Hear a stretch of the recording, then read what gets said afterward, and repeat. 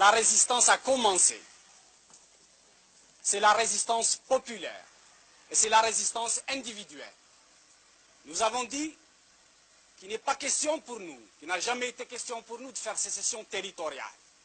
Ce qui nous importe, ce n'est pas de défendre des bâtiments, mais de faire en sorte que les troupes de Boumediene, qui se comportent en troupes d'occupation, n'aient aucun répit. La stratégie militaire que nous avons arrêtée, il n'est pas question de la dévoiler, mais elle est fondée sur la défense en profondeur. Elle est fondée sur la guérilla.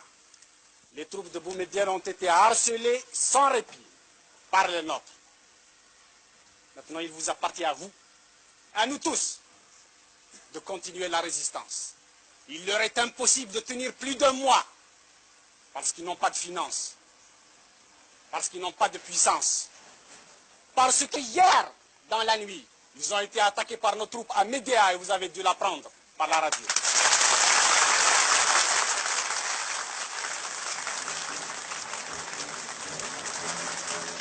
Et le colonel Sissadok, une figure légendaire, le plus ancien des officiers de l'armée de libération nationale, ne craint pas de parler très haut, malgré la clandestinité.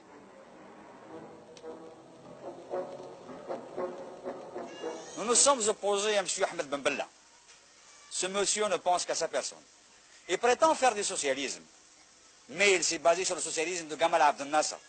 Il crée une classe pour brimer le reste du peuple. Il prétend faire du socialisme avec les comités de digestion. Il prétend faire du socialisme avec l'opération Sireur, avec l'opération Reboisement, avec l'opération Labour. Regardez ces montagnes qui sont devant vous. Les témoins les plus opérés. Regardez s'ils sont labourés. Où il est l'opération Labour?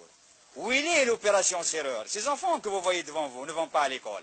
L'école, la plupart des écoles est démolie. La plupart des maisons sont démolies. Le gouvernement n'a pas pu faire face à ses responsabilités et à ses obligations. Il ne se réfugie que dans la stratosphère de la haute politique. Ils veulent libérer la Palestine arabe. Ils veulent envoyer des troupes en Angola. Ils veulent envoyer des troupes en Mozambique. Et l'Algérie, elle ne fait que 12 millions d'habitants.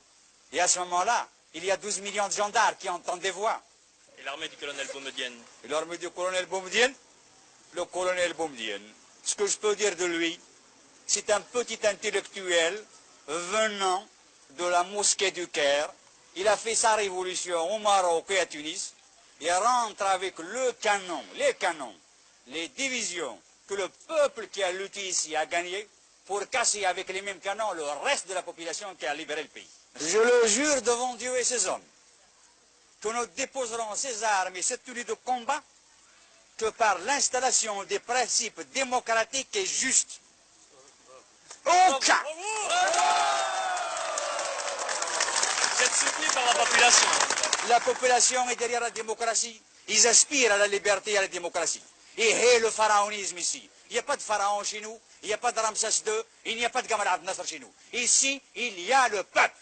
Est-ce que vous croyez que vous pourrez tenir militairement? Si l'opération Châle et l'opération Jumelle ont échoué en Algérie, si l'armée française, dans son ensemble, la 4e puissance mondiale, a fini par rebrousser le chemin, ce n'est pas les 4 morpions de Ben Bella qui vont tenir ces montagnes. Porte-parole des rebelles, Mourad Oussedik, l'ex-avocat du FLN au barreau de Paris, nous dit comment cela a commencé. Nous en sommes arrivés là parce que le dialogue était devenu impossible. C'est un député qui vous parle. J'ai été député et j'ai été honnête. Je pensais que la crise de Tlemcen de juillet dernier pouvait être surmontée. Je pensais que le clan, la notion de clan pouvait être brisée. Et j'ai pendant de longs mois, avec mes collègues qui sont ici même, essayé de surmonter cela et essayé de créer un parti qui réponde aux véritables aspirations populaires. Or, nous avons assisté à une montée vers le pouvoir d'un homme, entouré d'une caméria, comprenant des hommes tels que Boumediene et tels que l'intelligentsia de l'ANP. Que s'est-il passé? On a mis, pour sauvegarder les intérêts de ce clan, un parti à l'envers. Je m'en explique, c'est-à-dire qu'une infrastructure de ce parti s'est dégagée Et au lieu d'avoir une assise populaire, ce parti est parti, telle une pyramide, il a été construit du sommet. Il n'est plus devenu un parti au service du peuple, mais il est devenu un parti au service d'un homme. Et le processus des élections, nous avons vu la consécration progressive du pouvoir personnel, et à ce moment-là, nous avons jugé. Nous qui n'avions plus notre place, nous qui n'avions pu entamer le dialogue, et cela pendant de longs mois d'efforts, qu'il était impossible d'agir autrement, tel que nous le faisons, et nous avons jugé cette action nécessaire après une longue consultation avec le peuple algérien. On parle de fait kabyle, de problème kabyle. Je n'ai pas à répondre à un argument qui me paraît une exploitation misérable en matière politique. Il suffit de savoir que l'Algérois s'est mis en mouvement 1 mois et demi avant la Kabylie. Est-ce que l'on peut parler de fête kabyle? Il suffit de savoir que des dizaines et des dizaines, et même maintenant des centaines d'arrestations ont été opérées sur tout le territoire national pour savoir qu'il ne s'agit pas d'un mouvement kabyle. Ces combats à la frontière marocaine, vous avez une position là-dessus? Nous avons une position qui ne peut pas prêter à équivoque. Quand on analyse l'affaire marocaine, on s'aperçoit que c'est une affaire de famille qui regarde le pouvoir actuel en Algérie et Hassan II. Peut-être que Ben Bella a fait un accord secret avec M. Hassan II pour lui faciliter l'accession au pouvoir au moment de la crise de Tlemcen, mais cela nous importe peu. D'ores et déjà, nous prenons acte de ce que Ben Bella se voit acculé et qu'il risque de faire des concessions. Nous tenons pour nulles et non avenues ces concessions consenties par un gouvernement que nous ne reconnaissons pas, et nous défendrons par tous les moyens, ultérieurement, l'intégrité de notre territoire. Cet endroit, les Algériens l'appellent la forêt sacrée. C'est ici, dans la forêt de chêne-liège que domine Assasga, que fut tiré il y a bientôt 10 ans le premier coup de feu de la guerre d'Algérie. Et c'est ici encore que sont tombées les premières victimes des combats entre gouvernementaux et rebelles.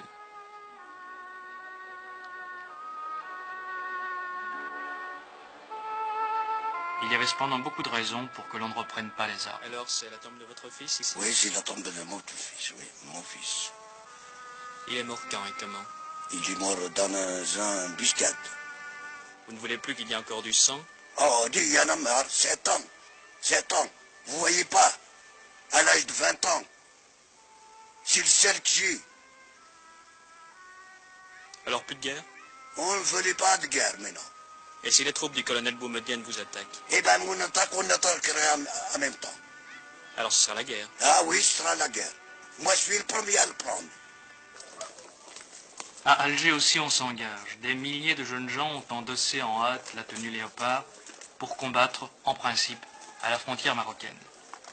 L'affaire marocaine a créé une diversion miraculeuse, unissant la population dans la même haine contre l'ennemi et faisant passer à l'arrière-plan les dissensions internes qui demeurent peut-être le vrai problème.